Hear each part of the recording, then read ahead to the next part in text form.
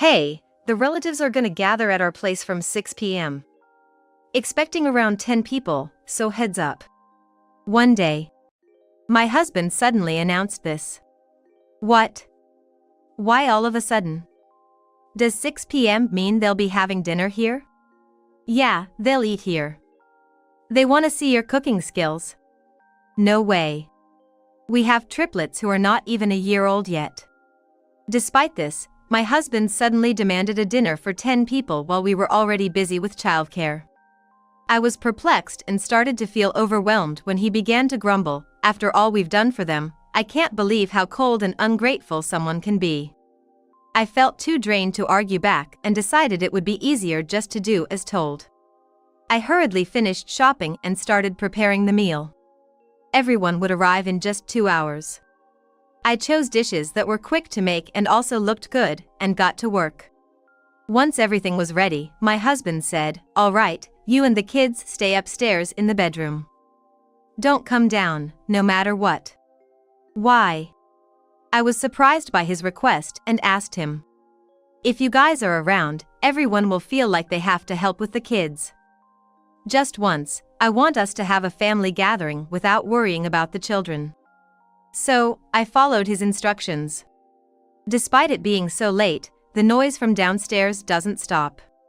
Because of that, the kids had a hard time falling asleep.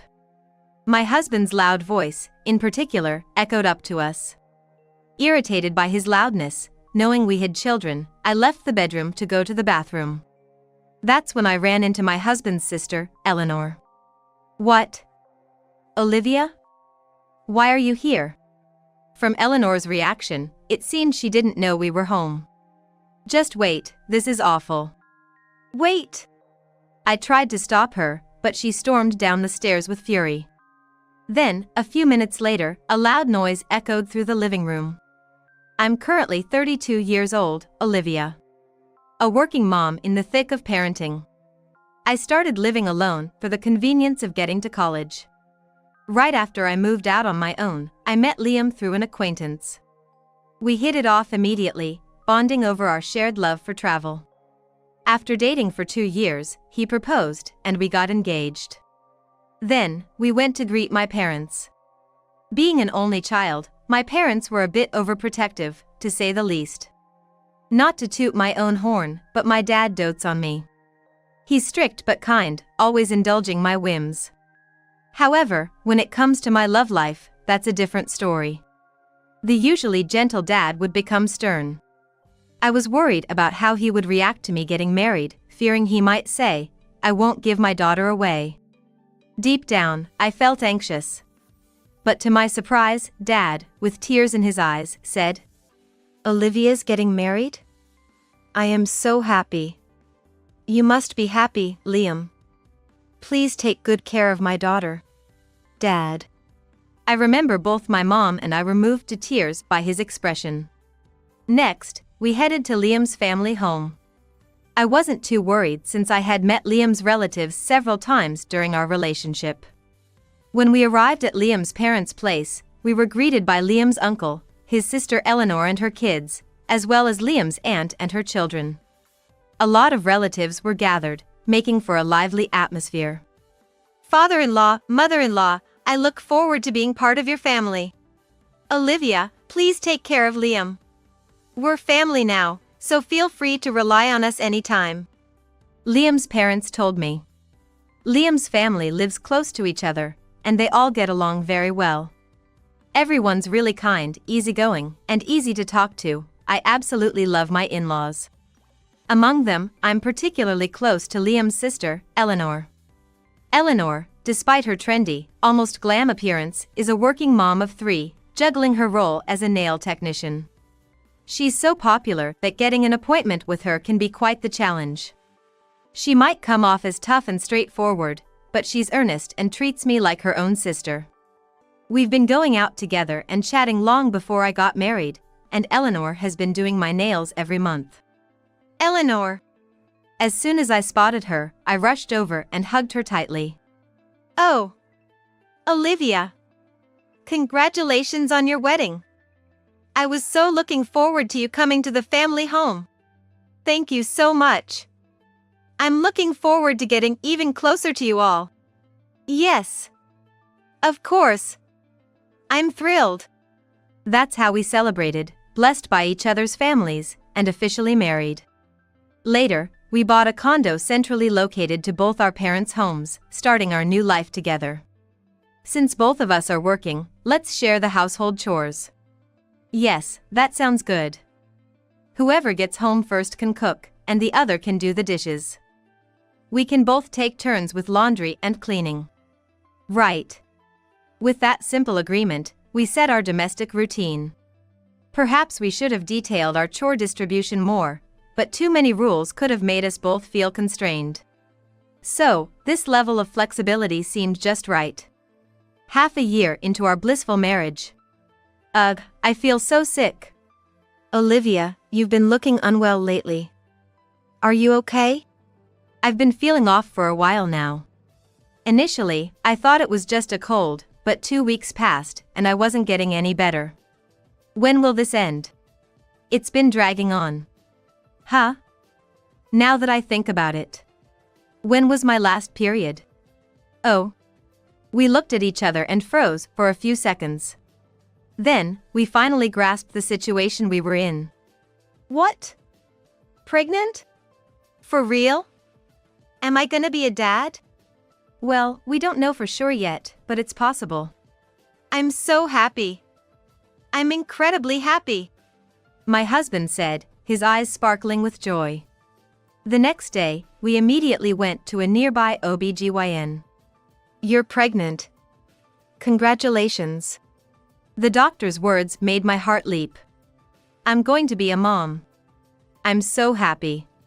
However, the doctor seemed hesitant to continue. Was there something wrong with the baby? What? Is there something wrong with the baby? It's okay, right? I asked quickly, feeling anxious. The baby is fine, but you're having triplets. What? I was utterly speechless. It took quite some time to accept this as reality. Looking at the ultrasound, I could faintly see 3 babies. I felt overwhelmed with happiness at being blessed with children, but at the same time, crushed by the pressure and anxiety of suddenly becoming a mother to 3. Walking home with my head down, my husband, who had just returned from work, was waiting. Today was the day, right? The test. How did it go? Were you really pregnant? Yes. I'm pregnant. Awesome. Thank you. I'm so excited.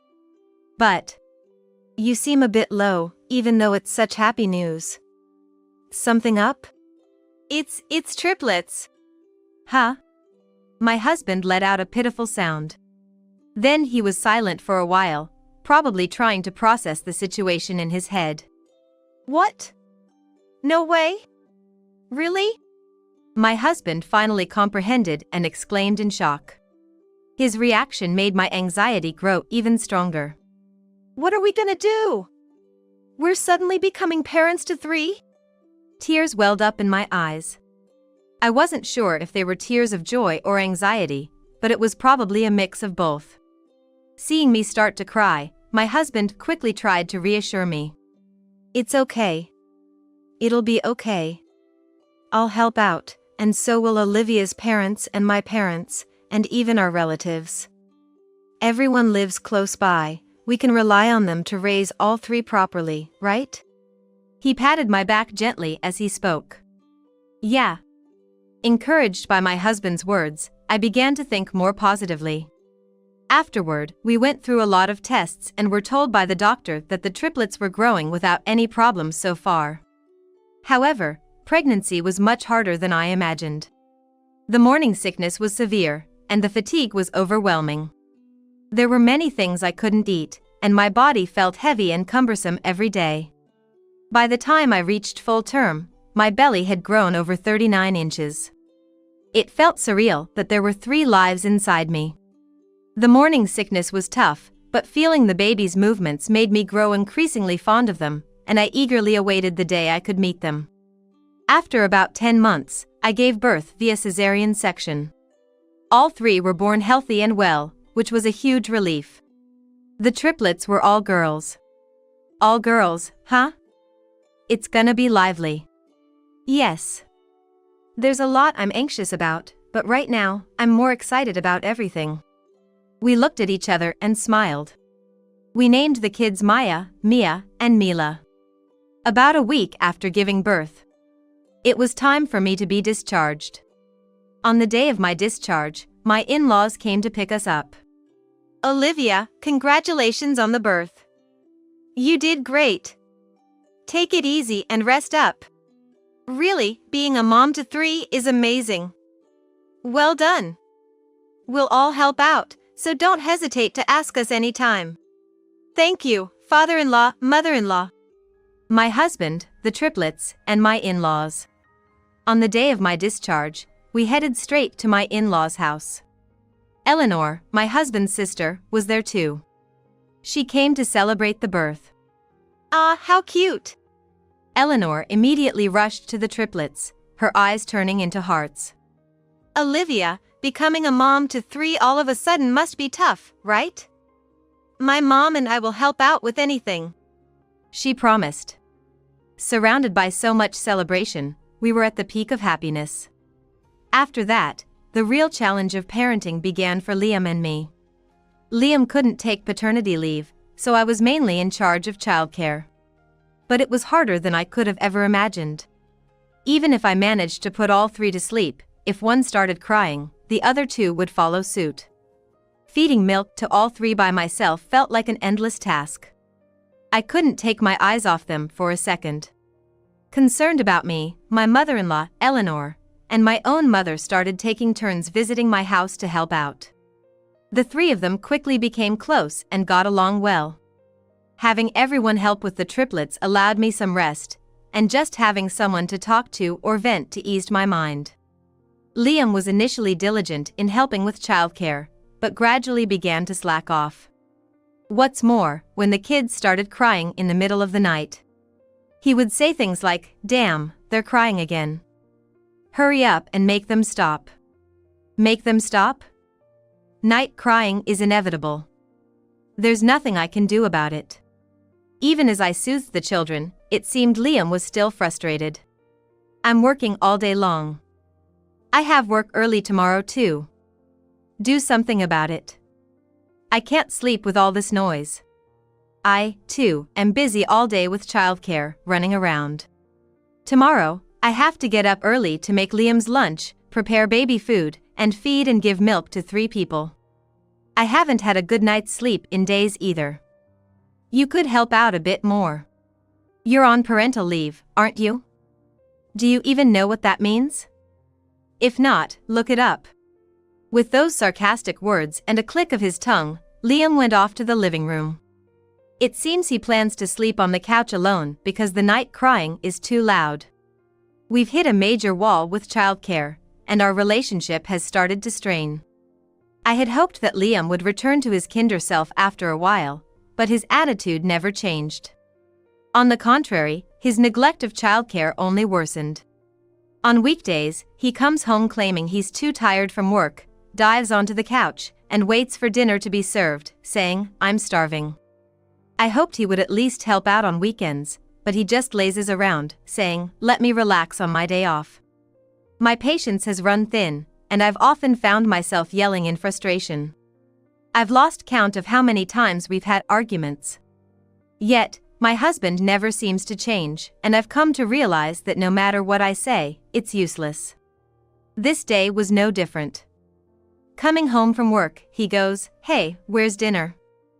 I'm feeling like stuffed cabbage today." This, while I'm in the middle of changing our kids' diapers. It's clear I can't just drop everything. How can he not see that? After staying silent for a while, even I couldn't help but snap, "Look at this scene. Can't you see I'm obviously busy?" To which my husband retorted, "Why are you so mad?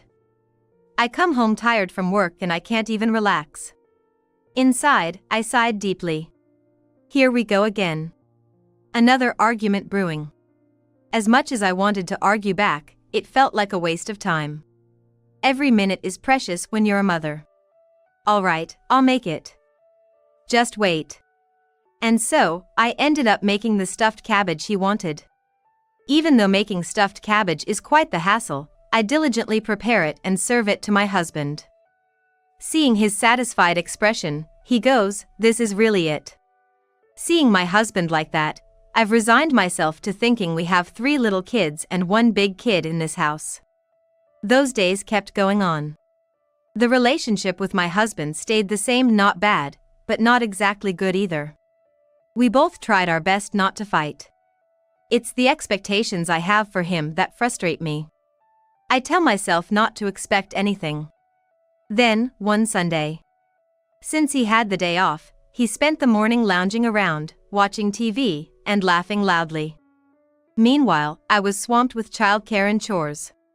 Suddenly, he says, "Oh, right. Relatives are coming over at 6 p.m. today." What? It was already 4 p.m. Only 2 hours left.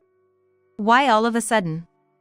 Does that mean they're expecting dinner here at 6 p.m.? Yeah, they'll eat here. Uncle Joseph is coming today. Uncle Joseph is his dad's brother. He has a stern face and always takes charge of events in Liam's family, essentially the most influential member among them. If Uncle Joseph says we're gathering, everyone shows up, and apparently, he can be quite scary when angry. I've only met him at our wedding and when we announced our marriage. He does look a bit intimidating but is actually very kind and easy to talk to. However, since Uncle Joseph lives far away, we rarely get to see him, so today would be our first reunion in 2 years. How can you just spring on me that we're eating here? I can't just whip something up, especially with the kids around. Are you trying to skip out on chores again? I really need you to cook. Uncle Joseph wants to see how good your cooking is. There's no way I can do it today.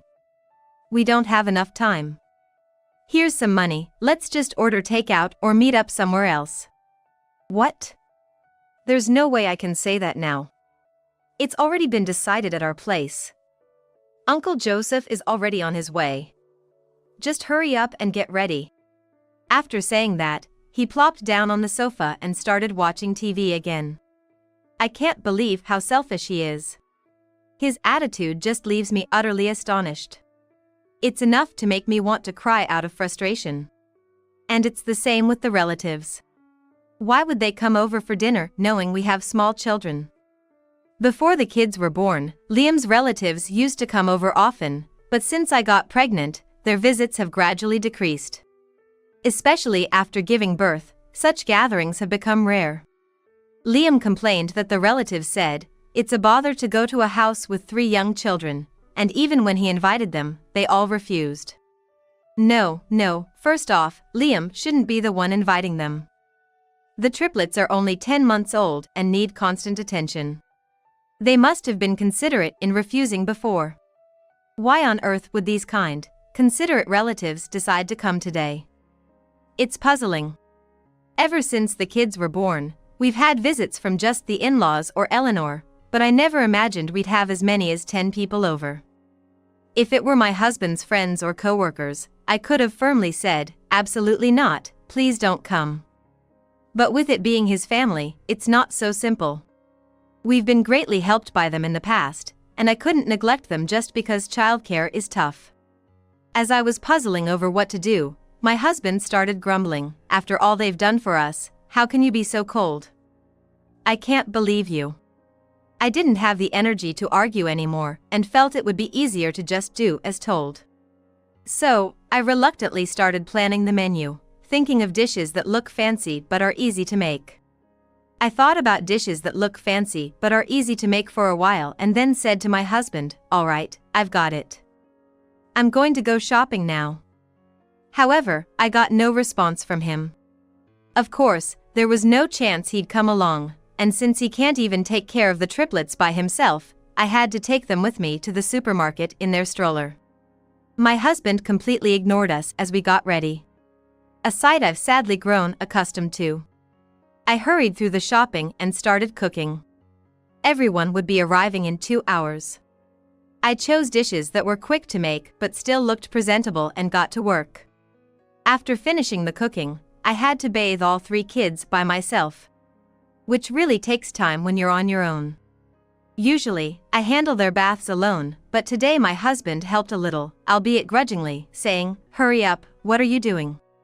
Normally, I'd be grateful for the help, but it felt like he only helped when he wanted to do something else, making me wonder, am I just being cynical? Am I just being cynical? Fortunately, the kids were all playing quietly together, so I was able to finish the cooking quickly. Once everything was ready, my husband said, "Now, you stay upstairs in the bedroom with the kids. Don't come down, no matter what." What? Why? Surprised by what I was told, I asked my husband. If we're around, won't everyone feel like they have to entertain the kids? I thought occasionally we'd want a family gathering without the children to have some conversation. But, weren't you the one who wanted to see my cooking skills? You can tell how good the cooking is even if you're not here.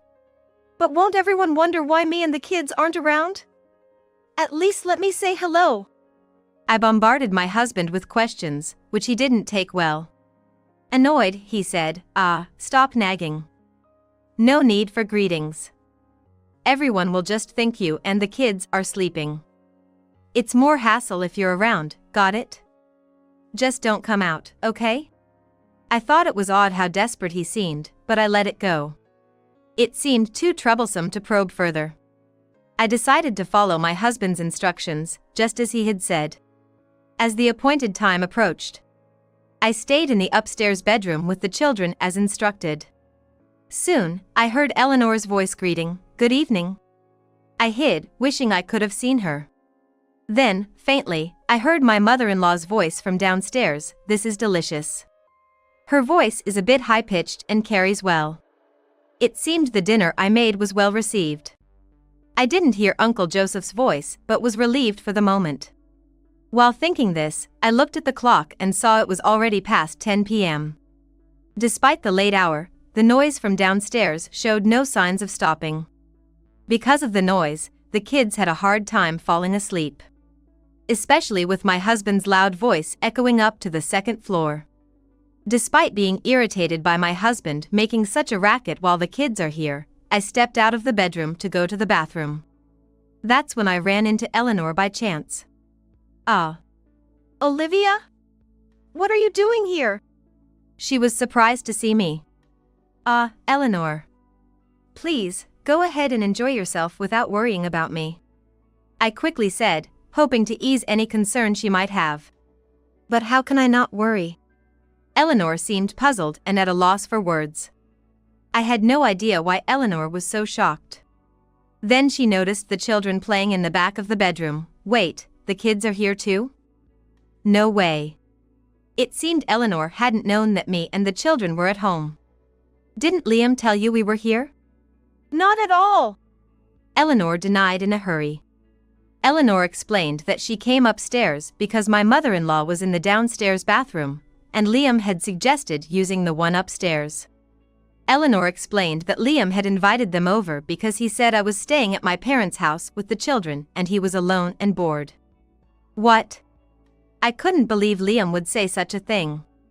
Otherwise, we wouldn't have come in such a large group if we knew there were young children here. Are you okay? I'm so sorry. Can the kids even sleep? Oh, no, it's totally fine. Of course, it wasn't fine at all, but I replied that way, puzzled by what my husband might have said. Just wait, this is terrible. I'm going to talk to Liam. Wait. I tried to stop her, but Eleanor, looking furious, rushed down the stairs. I followed her with the children. Liam.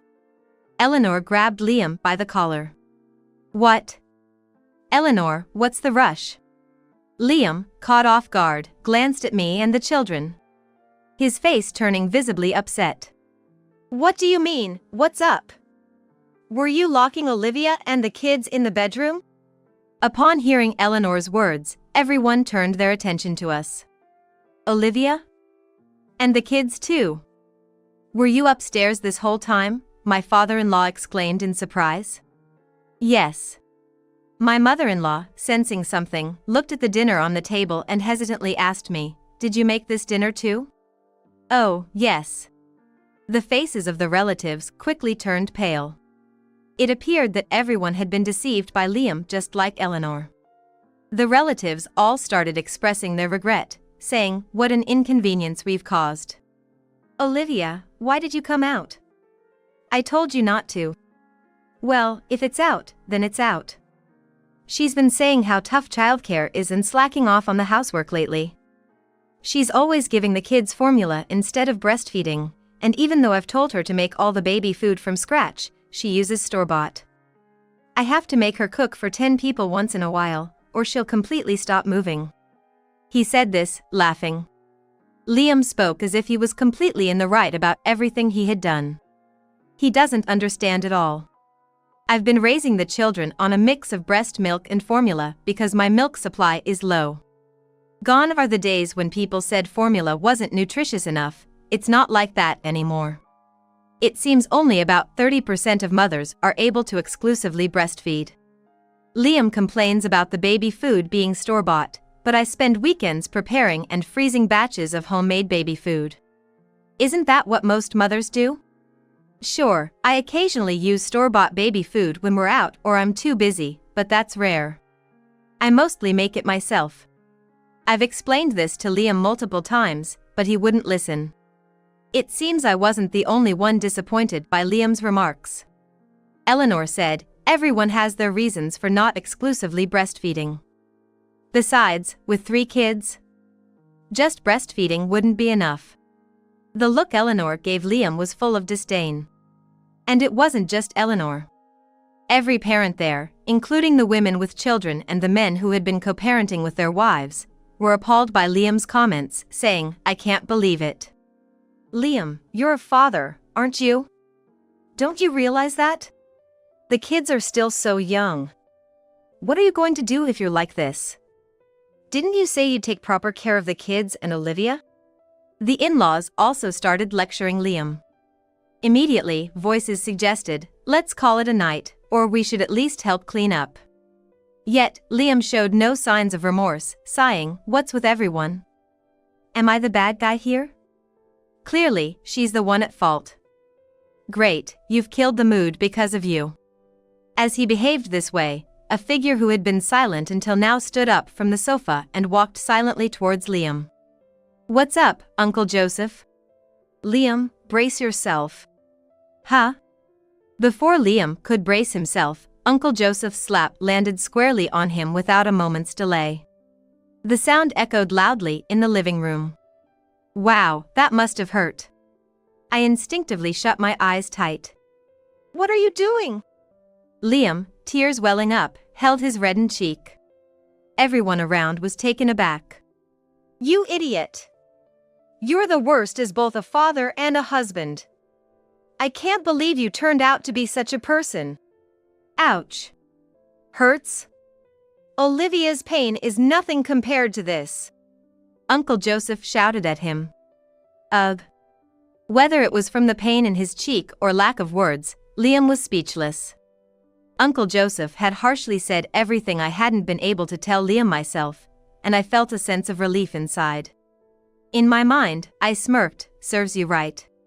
While everyone else was tidying up or soothing the children, Liam sat shrunken in a corner of the house. After being scolded by everyone and receiving a powerful slap, he was too dejected to stand up on his own. Uncle Joseph's slap and words seemed to have made a significant impact on him. 2 years have passed since then. The children have all turned 3.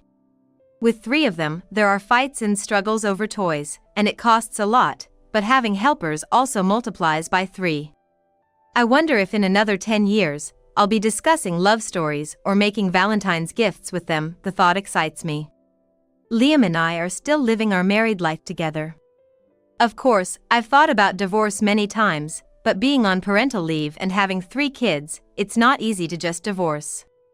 Above all, after being severely scolded by all the relatives, Liam seems to have learned his lesson and now fully supports me in childcare and household chores. Hey, Olivia. What should we do next? Should I fold the laundry? He even started to take the initiative to help. Uncle Joseph's slap must have really made an impact. While I'm still working, and it's not like the one-parent operation is completely over, my parents, in-laws, and relatives continue to support us with childcare, so we're managing to raise triplets. Liam has many flaws, but he also has his kind moments. So, I've decided to give him a bit more time to grow, and we haven't ended up divorcing. Also, my relationship with Liam's relatives remains very good. Uncle Joseph even bought us a voucher for a one-night spa trip as a thank you, which he said I could use with my parents. When I told my mom, she suggested, why not invite Eleanor and Liam's parents and go together? She seems to have grown quite fond of Liam's family. We're not planning to use the voucher right away, but when we do go on a trip, the relatives have offered to take care of the kids, so I feel relieved to go on a family vacation. Additionally, Eleanor gave me a free nail salon voucher, and the in-laws sent a lot of meat, while other relatives sent lots of vegetables. Everyone truly seems to feel sorry about that day. Surrounded by kind relatives and my adorable daughters, I realize how happy I am. I hope these days continue.